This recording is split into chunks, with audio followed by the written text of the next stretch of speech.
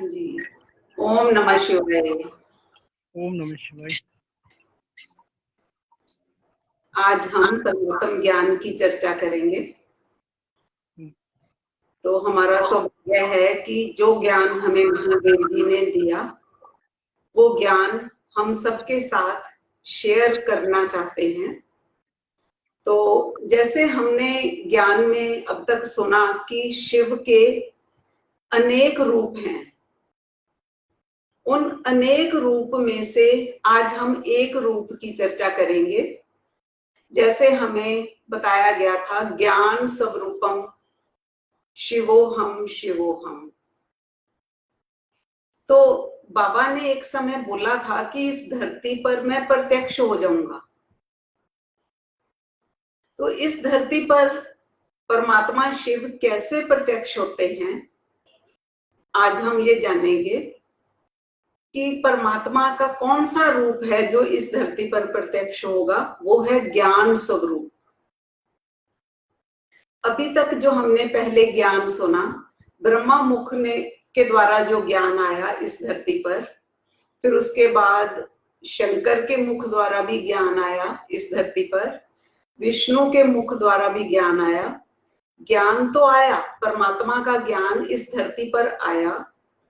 त्रिमूर्ति के द्वारा जो भी ज्ञान इस धरती पर आया वो शिव का ही स्वरूप था। अगर हम कहें कि कोई देहधारी शिव के नाम पर प्रत्यक्ष हो जाएगा तो ऐसा नहीं होता है ना। हम ब्रह्मा को तो शिव नहीं कह सकते, या जो और आगे बाबा आए हैं, शंकर का जिनका पाठ था या विष्णु का जिनका पाठ था, उनको हम शिव तो नहीं कह सकते, है ना। तो देहधारियों के में नहीं बाबा प्रत्यक्ष होंगे। कैसे प्रत्यक्ष होंगे?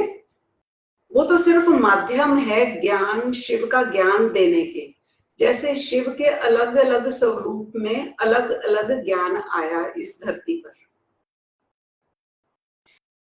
तो त्रिमूर्ति का ज्ञान और या फिर उन तीनों के नाम पर जो भी आगे और भी ज्ञान की संस्थाएं बनी निकली, जो भी लोगों ने ज्ञान दिया, ज्ञानदाता आए, उन्होंने ज्ञान दिया, लेकिन उनका ज्ञान त्रिमूर्ति के साथ ही मैच करता था। कोई ब्रह्मा का पाठ के साथ कनेक्टेड है, कोई विष्णु के साथ, कोई शंकर के साथ, और उनके ज्ञान भी अलग अलग ही हैं, है ना। तो हम लोग शिव देहधारी को नहीं कह सकते। इसी श्रृंखला में जैसे महादेव जी ने हमें समझाया, क्योंकि ये ज्ञान मार्ग है ना, तो पढ़ाई की तरह अगर हम इसको समझेंगे, प्राइमरी स्कूल की पढ़ाई होती है पहले, फिर हाई स्कूल की पढ़ाई होती है, फिर कॉलेज होता है, और फिर अंत में हम वो वाली पढ़ाई करते हैं जो हमने लक्ष्य रखा होता है। जैसे अगर हमने लक्ष्य रखा है कि डॉक्टर बनना है, तो अंत में ही तो जाएंगे ना मेडिकल कॉलेज में। पहले तो हम स्कूल करेंगे, फिर कॉलेज करेंगे, उसके बाद वो प्रोफेशन जो भी हम चूज करते हैं उसमें हम जा सकते हैं। तो अब तक जो हमने पढ़ाई पढ़ी, त्रिमूर्ति का जो ज्ञान हमने सुना समझा, वो आधार बनता है जो अंत का ज्ञान है, जो हमें लक्ष्य को प्राप्त कराता है। उस ज्ञान को समझने के लिए ये ज्ञान हेल्प करते हैं हमारे को, तो इसलिए उनकी अपनी इंपॉर्टेंस है ना। तो प्राइमरी का जो ज्ञान होता है वो आधार बनता है हाई स्कूल के ज्ञान को समझने के लिए, और हाई स्कूल का ज्ञान का जो होता है आधार बनता है वो कॉलेज के ज्ञान को समझने के लिए। और उसके बाद फिर हम जो भी बनना चाहते हैं, डॉक्टर या इंजीनियर, तो उस कॉलेज की पढ़ाई हम से संबंधित जो भी पढ़ाई होती है वो हम पढ़ते हैं। लेकिन ये है तो सारी पढ़ाई का सिस्टम ही है, लेकिन स्वयं में ये पढ़ाई कंप्लीट तो नहीं है ना, क्योंकि हमारा लक्ष्य तो अभी प्राप्त नहीं हुआ। जो हमने लक्ष्य बचपन में लिया था कि हम दिव्य गुण धारण करके लक्ष्मी नारायण बनेंगे, तो वो दिव्य गुण धारण करने वाली जो पढ़ाई है वो लक्ष्य को प्राप्त कराने वाली पढ़ाई, तो मुख्य पढ़ाई तो वही होती है ना जो हम अंत में पढ़ते हैं, इंपॉर्टेंट होती है वो वाली पढ़ाई। तो महादेव जी उसी जो शिव जिसने त्रिमूर्ति का ज्ञान दिया था, उसी शिव ने फिर महादेव जी को आधार बनाया, माध्यम बनाया और वह पढ़ाई पढ़ानी शुरू की, है ना, जो कि अंत में लक्ष्य को प्राप्त कराती है। बाकी सारी जो अब तक पढ़ाई पढ़ी वो आधार बनी इस पढ़ाई को समझने के लिए। जिसने वो पढ़ाई पढ़ी होगी तो उनको ये लास्ट वाली पढ़ाई जल्दी समझ आ जाएगी। तो ब्रह्मा मुख के द्वारा जो ज्ञान आया और उसके बाद जो भी ब्रह्मा के नाम पर जो भी ज्ञान दे रही हैं ज्ञानदाता, है ना, कोई बोल रहा है कि ब्रह्मा अव्यक्त हो गए, वो सूक्ष्म वतन में है, पर कोई बोल रहा है ब्रह्मा मुझ में आते हैं, कोई बोलता है कि ब्रह्मा ने पुनर्जन्म ले लिया। चाहे ये जो बातें हैं कॉन्ट्राडिक्ट तो करती हैं ना, लेकिन हम किसी को गलत नहीं कहते। हम कहते हैं कि ठीक है, जिसको जैसा फील हो रहा है वो वैसा बोल रहा है। तो जो ब्रह्मा विष्णु शंकर ये तीनों के द्वारा जो भी ज्ञान दिया, है ना, या इनके नाम से जिन्होंने और भी ज्ञान दिया, वह संपूर्ण ज्ञान नहीं था। वह पढ़ाई केवल आधार है उस ज्ञान को समझने के लिए जो वास्तव में ही फिर आपका मन शांत करती है और आप जीवन में शांत रहने लग जाते हैं, है ना। जो ज्ञान आत्मा को शांत रहना सिखा दे, सुख स्वरूप बना दे, प्रेम स्वरूप बना दे और वह ज्ञान व्यवहारिक जीवन में आ जाए, वही तो ज्ञान होगा जो हमारे लक्ष्य को प्राप्त कराएगा। वास्तव में जो भी लक्ष्य रखा था उसकी पढ़ाई तो फिर अब शुरू हुई है, व्यवहार में तब आएगा। तो वो माध्यम कौन बनते हैं उसके लिए? महादेव जी। जैसे त्रिमूर्ति पहले माध्यम बनी, उसके बाद अब फिर एंड में स्वयं महादेव भी आते हैं उस ज्ञान को संपूर्ण ज्ञान कंप्लीट करने के लिए और हमारे लक्ष्य को प्राप्त कराने के लिए। तो महादेव जी द्वारा जो ज्ञान दिया जाता है वो गुणों को धारण करने का ज्ञान है और आत्मा के स्वधर्म में वापस आने का ज्ञान है, क्योंकि महादेव जी का ज्ञान प्योर आत्मा का ज्ञान है। बाकी जो ज्ञान अब तक हमने सुने उसमें आत्मा का ज्ञान भी है, लेकिन बहुत थोड़ा है ना, अंश मात्र ही है। आत्मा का ज्ञान कम है, लेकिन तत्वों का ज्ञान, आत्मा के बाहर का ज्ञान, है ना, ड्रामा का, फिर हमारे जन्मों की कहानी, धर्मों का ज्ञान, ब्रह्मांडों का ज्ञान, तो महादेव जी का जो ज्ञान है वो प्योर आत्मा का, शुद्ध आत्मा का ज्ञान है। बोला भी जाता है ना कि परमात्मा शिव आते हैं इस धरती पर एक धर्म की स्थापना करने और देह के बाकी धर्मों का विनाश करवाने के लिए। तो अब तक कौन से धर्मों का विनाश हुआ है ना? किसी भी धर्म का तो विनाश ऐसे नहीं होता ना। तो पुनर्स्थापना कौन से धर्म की करने के लिए शिव परमात्मा का कौन सा ज्ञान है जो स्वधर्म की स्थापना करता है? कहते हैं कि देह के सभी धर्मों को छोड़ आत्मा के स्वधर्म में टिकना है। तो वो जो महादेव जी का ज्ञान है वो ये सारे भान छुड़ा देते हैं कि मैं हिंदू हूं, मैं मुसलमान हूं, मैं सनातन धर्म का हूं, या मैं बीके हूं, या मैं किसी बाबा जी का के साथ जुड़ा हूं, या मैं फलानी संस्था से हूं, है ना। अब किसी भी संस्था में रहें, किसी भी बाबा जी के साथ रहें, लेकिन हम हैं तो सभी आत्माएं ना। तो आत्माओं को स्वधर्म में तो आना है, हम सबका लक्ष्य तो यही है कि स्वधर्म में आना है। तो वहां रहकर भी अगर हम आगे की पढ़ाई पढ़ लेते हैं जो हमारे लक्ष्य को पूर्ण करती है, तो उसमें हमारा ही फायदा होगा। अगर आज तक भी इतने वर्षों के बाद, ज्ञान में चलने के बाद भी हमारा मन अशांत हो जाता है, तो इसका मतलब क्या हुआ? आत्मा पर धर्म में चली जाती है, स्वधर्म में तो नहीं ना। अशांति पर धर्म है और शांति स्वधर्म है। तो आप चेक कर सकते हैं कि एक भी आत्मा ऐसी है जो हमेशा किसी भी परिस्थिति में शांत रहती हो। तो ऐसा ज्ञान जो हमारे व्यवहारिक जीवन में आ जाए, वही अगर आप कहीं भी रहकर ये ज्ञान आपको मिल रहा है तो वह ज्ञान सार्थक होगा। वो ज्ञान जो आपके अशांत मन को शांत कर दे और सभी तरह के भेद समाप्त कर दे, ऊंच नीच का भेदभाव, है ना, पवित्रता अपवित्रता का भेदभाव, छोटे बड़े का भेदभाव मिटा दे, वही सत्य ज्ञान होता है जो हमारे मन को पवित्र कर दे। क्या ऐसा कोई ज्ञान आज तक मिला जो सारे भेद छुड़ा दे? नहीं मिला। इसीलिए ही अंत में फिर स्वयं महादेव जी को आना पड़ता है, जो इन सारे धर्मों के भेद को छुड़ा देते हैं, है ना, कि मैं फलाने बाबा से जुड़ी हूँ, या मैं सनातन धर्म की हूँ, या मैं ब्राह्मण कुल की हूँ, है ना। चाहे जात पात का भेद है, चाहे कुल का भेद है, ये सब छुड़ाने के लिए महादेव जी को आना पड़ता है। अभी तक हम जिस भी ज्ञान से जुड़े वहां पर हमने अपना एक दायरा बना लिया, है ना, कि मैं बीके हूँ, या मैं पीबी के हूँ, या मैं परम शांति वाले हूँ, या मैं फलाने बाबा से जुड़ी हूँ। तो जो ज्ञान आपको एक दायरे में बांध दे वो तो बंधन वाला ज्ञान हो गया ना।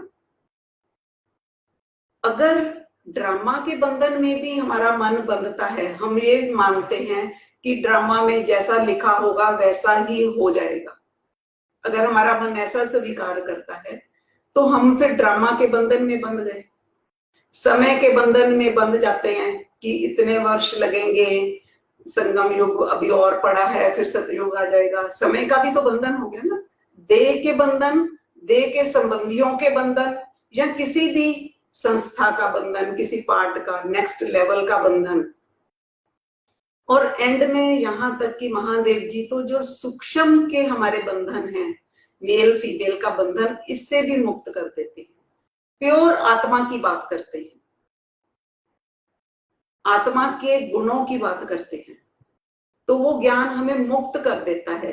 ज्योति बिंदु ही तोड़ेगा सारे माया मोह के घेरे, है ना, बंधन मुक्त करने वाला शिव का ज्ञान जो शिव के साकार माध्यम महादेव जी द्वारा मिलता है। तो जब हमें ये पता लग जाता है, अगर आपने मान लिया कि आप इस 5 तत्वों के शरीर में एक चेतन शक्ति शुद्ध आत्मा है, तो उसके बाद अगर आपको ये याद आता है कि आप बीके हैं, या आप महान आत्मा हैं, या ऊंच कुल की हैं, तो ये देह भान है। आपने सिर्फ मान लिया कि आत्मा है, लेकिन व्यवहारिक जीवन में नहीं है वो बात। तो फिर क्या करेंगे? आपने किस और ध्यान देना है कि मैं शांत स्वरूप आत्मा हूं। जब आपने ये मान लिया कि मैं एक आत्मा हूं, उसके बाद ध्यान किधर जाना चाहिए? क्या मैं शांत स्वरूप आत्मा हूं, चाहे कहीं भी जुड़ी हूं, किसी भी बाबा से जुड़ी हूं। तो अपने स्वधर्म की ओर हमने लौटना है। तो आपका मन शांत स्वरूप होता है या नहीं होता, उसके लिए आपने चेकिंग करनी है और पुरुषार्थ करना है। और वो शांत स्वरूप भी सिर्फ योग में नहीं, महादेव जी ने क्या बोला कि अखंड शांत स्वरूप बनना है, तो कहेंगे कि आप स्वधर्म में टिके हुए हैं। ये नहीं कि कभी परधर्म में और कभी स्वधर्म में। स्वधर्म का मतलब क्या है? आत्मा के 7 गुण ही है ना स्वधर्म। 7 गुण है: सुख, शांति, प्रेम, पवित्रता, आनंद, ज्ञान और शक्ति। तो इस ओर ध्यान देना है। अब तक तो हमारा मन कहाँ भटकता रहा कि परमात्मा शिव कहाँ है ना? शिव को किस बाबा में आते हैं, पहले तो उसको ढूंढते हैं, है ना। हम बाबाओं में शिव को ढूंढते रहे, लेकिन ऐसे बाबा मिलते हैं? परमात्मा शिव कैसे मिलेंगे, किस रूप में मिलेंगे? ज्ञान स्वरूप में, किसी देहधारी में नहीं मिलेंगे बाबा। तो ये ज्ञान जो महादेव जी ने दिया, जिस दिन आपको यह ज्ञान समझ आ गया ना कि परमात्मा को ढूंढने की जरूरत नहीं है, उस दिन आपका मन टिक जाएगा, स्वधर्म की ओर लौटना शुरू हो जाएगा। इसी को कहते हैं कि जब ज्ञान समझ आ गया तो फिर आपका ये भेद हट जाना चाहिए कि मैं ब्रह्मा कुमार हूं या मैं ब्राह्मण हूं या मैं किसी बाबा का हूं। आपका मन स्थित प्रज्ञा हो जाना चाहिए, है ना। आपका मन स्वयं में ही स्थिर होना चाहिए, है ना। वो ज्ञान जो आपके विचारों की धारा को आप स्वयं की ओर मोड़ दे, वही ज्ञान परमात्म ज्ञान होता है। वही ज्ञान शिव स्वरूप है। तो हम परमात्मा की बात कर रहे हैं, वो किस स्वरूप में मिलता है? ज्ञान स्वरूप में। वो ज्ञान जो आपको सोचने के लिए मजबूर कर दे कि क्या मैं शांत स्वरूप आत्मा हूं या नहीं। अभी तक जितने भी ज्ञान आपने सुने, उनको बुद्धि से निकालना है, सिर्फ आत्मा का ज्ञान रखना है। बाकी ज्ञान आपको स्वधर्म में नहीं आने देगा, मन भटकता रहेगा। स्वधर्म में आने की चिंता करनी है, शिव बाबा को ढूंढने की चिंता नहीं करनी, वो कहां पर है। सुबह से लेकर शाम तक किसी भी परिस्थिति में, है ना, किसी भी घटना के घटने से मेरा मन विचलित नहीं होना चाहिए। इस पर ध्यान देना है और ये चेक करना है। बाबा ने बोला था ना, हर रोज सोने से पहले रात को पोता मेल देना है। तो वो स्वधर्म को चेक करना है कि मैं कितना अपने स्वधर्म में आई, मैं आत्मा। स्वधर्म का पहला कदम क्या है? शांत रहना। खाली ओम शांति बोलने से नहीं चलेगा, है ना। परम शांति बोलने से नहीं चलेगा, ओम सुख शांति बोलने से नहीं चलेगा, है ना। मीठा मीठा बोलने से नहीं चलेगा, है ना। जैसे अगर कोई बोलता रहे कि मैं बहुत ईमानदार हूं, मैं बहुत सच्चा हूं, है ना, क्या आप उसको मान लेते हो कि ये ईमानदार है? जैसे आप नहीं ना मानते, जब तक आप उसके व्यवहार में नहीं देखते आप नहीं मानते। ऐसे ही आप चाहे कितनी भी बार बोल दो मैं ओम शांति, कोई आपको आज तक किसी ने बोला कि आप शांत स्वरूप आत्मा हो? किसी और ने बोला? है ना। खुद खुद बोलते रहे कि मैं शांत स्वरूप आत्मा हूं, हम ये हैं। ये क्या है? ये अहंकार है ना। हमारा व्यवहार ही उनको नजर आना चाहिए। जब हम शांत दिखेंगे, है ना, लोग हमें बार बार देखेंगे कि इतनी भिन्न भिन्न परिस्थितियों में भी इनका मन डिस्टर्ब नहीं होता, है ना, मन विचलित नहीं होता। वो हमें अशांत करने की कोशिश भी करें तो भी अशांत ना हो, तब कहेंगे कि हमारा मन शांत स्वरूप है। और फिर क्या होगा? हमें बोलना नहीं पड़ेगा कि हम ओम शांति, वो खुद ही बोलेंगे कि ये शांत रहते हैं, हमेशा शांत रहते हैं। तो धीरे धीरे क्या होगा? चारों ओर से ये आवाज आएगी कि ये आत्माएं शांत स्वरूप हैं, किसी भी परिस्थिति में विचलित नहीं होते, है ना। तब समझना कि हमारा स्वधर्म की ओर पहला कदम बढ़ गया। तो अभी तो ये कदम पहला कदम है जो हमने बढ़ाना है। उसके बाद क्या होगा? पहला कदम है शांत स्वरूप रहना। जब मन शांत होगा तब मुख कैसा होगा? हमारा हर्षित मुख होगा, सुख का अनुभव होगा, पवित्रता का अनुभव करने लगेंगे, है ना। इसे कहते हैं धीरे धीरे स्वधर्म में लौटना।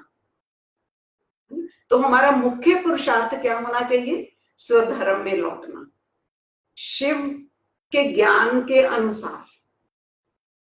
थोड़ा जो महादेव जी ने ज्ञान दिया वो प्योर आत्मा का ज्ञान होने के कारण उनकी जो डेफिनेशन है पवित्रता की वो भी अलग है ना। अब तक हमारे अंदर बहुत सारा ज्ञान भरा हुआ है ना। लेकिन महादेव जी का ज्ञान जो है वो क्या करता है? हमारे मन को एक तो टिकाएगा, शांत करेगा। क्योंकि जैसे जैसे उनका ज्ञान सुनेंगे, महादेव जी का ज्ञान, तो हम स्वधर्म की ओर लौटेंगे और हमने किसी व्यक्ति विशेष के साथ नहीं जुड़ेंगे, क्योंकि महादेव जी ने साफ बोल दिया कि शिव किस रूप में मिलेंगे, ज्ञान स्वरूप में। किसी बाबा से, किसी व्यक्ति से नहीं जुड़ते हम। आपको जुड़ना किससे है? जो ज्ञान आप सुन रहे हैं अभी, जो लक्ष्मी नारायण बनने वाला ज्ञान जो आप सुन रहे हैं, स्वधर्म में टिकने वाला ज्ञान जो आप सुन रहे हैं, इसके साथ जुड़ना है। ज्ञान स्वरूपम शिवोहम शिवोहम, गुण धारण करने वाला ज्ञान है ना, शिव स्वरूप है जो अब मिल रहा है। तो जो भी आपके मुख से ज्ञान निकलता है ना, जो आप दूसरों को भी देते हैं, तो उसमें ध्यान रखना है, हमने किसी के साथ भेदभाव नहीं करना।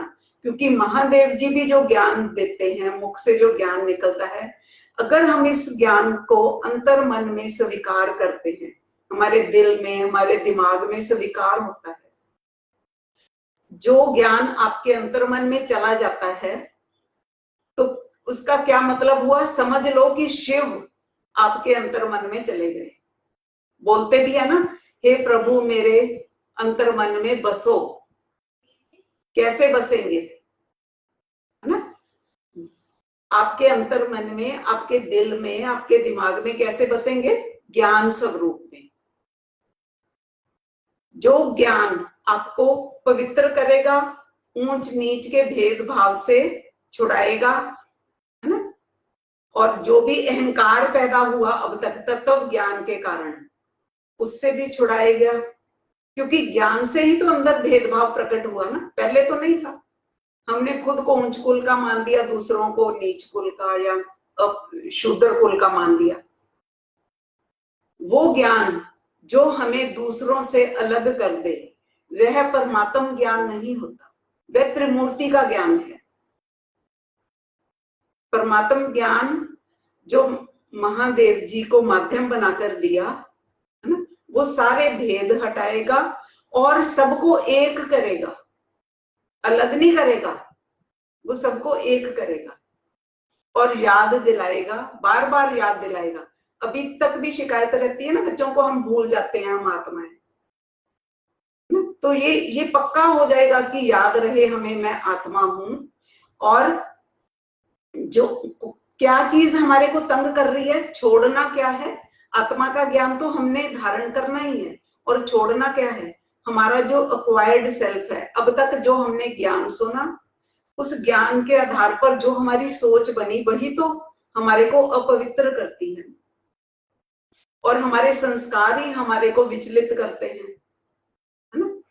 तो उस अज्ञान रूपी अंधकार को इस सत्य ज्ञान रूपी प्रकाश से हमने दूर करना है ना? उस अंधेरे को दूर करना है। तभी नाम ही रखा है ज्ञान सूर्य आध्यात्मिक विद्यालय, कि वो जो अंधेरा अंदर आ गया हमारे अंदर, जब सही ज्ञान अंदर जाएगा तो मन पवित्र होने लगेगा।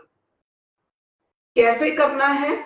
अगर मैं 5 तत्वों के शरीर को धारण करने वाली आत्मा हूं, शुद्ध चेतन शक्ति आत्मा हूं, ठीक उसी तरह संसार की हर आत्मा 5 तत्वों के शरीर को धारण करने वाली शुद्ध चेतन आत्मा है। मूल स्वरूप में हर आत्मा पवित्र है। इसको कहते हैं समरस समभाव। जो भाव मैंने अपने लिए रखा है, वही भाव मैंने दूसरी आत्माओं के लिए रखना है, तब आपका मन पवित्र होगा। और जिस दिन, जिस घड़ी आपको यह ज्ञान समझ आ गया, आपके अंदर से ईर्ष्या, नफरत, जलन, भेदभाव, है ना, जिससे आपका मन अपवित्र हुआ है, वो निकल जाएगा। क्या आपका मन पवित्र होता है सिर्फ ज्ञान सुनने से और नियम पालन करने से? नहीं होता। वास्तव में शिव के ज्ञान अनुसार जो पवित्रता की परिभाषा है, जो महादेव जी ने बताई, वो मन की पवित्रता है। मन की पवित्रता में क्या आता है कि सृष्टि की एक भी आत्मा के प्रति ईर्ष्या, राग, द्वेष, जलन नहीं होनी चाहिए, नफरत नहीं होनी चाहिए। और किसी भी बाबा के प्रति, किसी भी ज्ञानदाता के प्रति भी आपने नफरत या ईर्ष्या, जलन नहीं रखनी है। किसी भी संस्था के प्रति भी मेरे मन में कोई ऊंच नीच का भेदभाव नहीं आना चाहिए, समरस समभाव रखना है। एक तो ये बताया महादेव जी ने। दूसरा, पवित्रता की परिभाषा क्या बताई? अगर आपका मन कर्म व्यवहार में, संबंध संपर्क में आते हुए, है ना, विचलित हो जाता है ना, डिस्टर्ब हो जाता है, तो आपका मन अपवित्र हो गया। अगर आपका मन उदास हो जाता है, मूड ऑफ हो जाता है, कोई पुरानी बात याद आती है और मन दुखी हो जाता है, उसी वक्त आपका मन अपवित्र हो जाता है। तो जीवन में कुछ भी चला जाए, कुछ भी घट जाए, आपने विचलित नहीं होना। इसे कहते हैं अचल अडोल अवस्था बनानी, तभी आपका मन पवित्र होगा। ये महादेव जी ने जो पवित्रता की परिभाषा बताई। बोला भी जाता है ना, पवित्रता का गुण तो धारण करना जरूरी है, क्योंकि पवित्रता ही सुख और शांति की जननी है ना। सारे गुणों की ही जननी पवित्रता है। अगर मन ही पवित्र नहीं हुआ तो बाकी गुण तो आ ही नहीं सकते, मन शांत ही नहीं होगा। अगर आपका एक भी आत्मा के प्रति नफरत का भाव है, या आपको यही फिक्र लगा रहता है कि हमारे बच्चे कहीं और ना चले जाएं, किसी और का ज्ञान ना सुन लें, तो वो मन शांत होगा ही नहीं, है ना। महादेव जी कहते हैं हमारे बच्चे बिल्कुल स्वच्छंद हैं, कहीं भी जाएं, कहीं भी ज्ञान सुने, लेकिन स्वधर्म में लौटने का पुरुषार्थ करें। तो ये स्वधर्म में टिकने के लिए ऐसा पुरुषार्थ करना है कि सृष्टि की हर आत्मा के लिए भी तो स्वधर्म, उनको भी तो वापस लौटना है ना। जैसे मैंने स्वधर्म में लौटना है, सृष्टि की हर आत्मा ने स्वधर्म में लौटना है। तो इस तरीके से ये ज्ञान सृष्टि की हर आत्मा पर लागू होगा और सबको एक करेगा। और एक ही लक्ष्य होना चाहिए ना।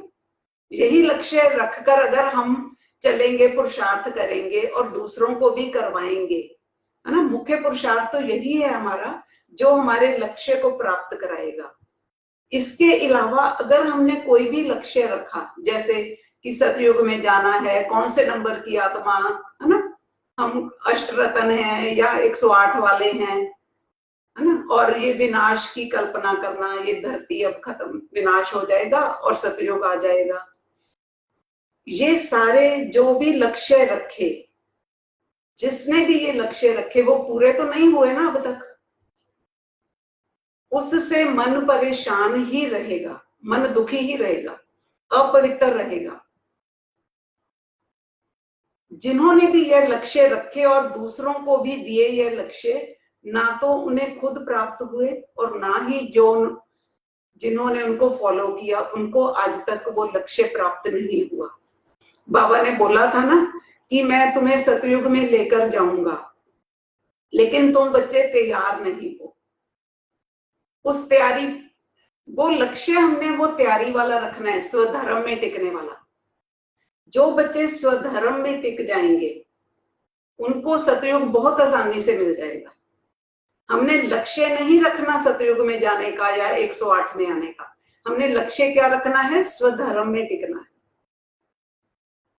बाकी सारे लक्ष्य मृग तृष्णा की तरह ही है।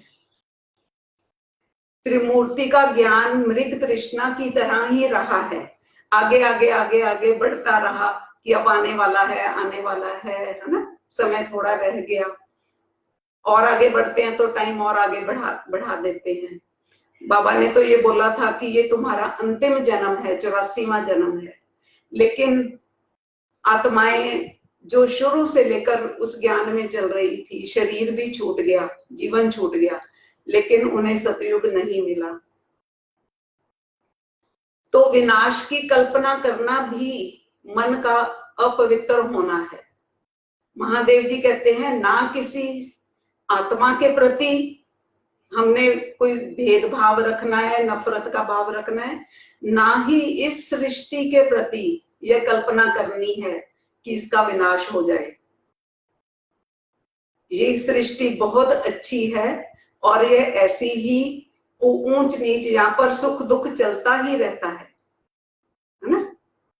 तो जैसे जैसे आप ये ज्ञान सुनेंगे, महादेव जी के ज्ञान का प्रभाव आपके जो मन पर आएगा तो मन पवित्र होगा।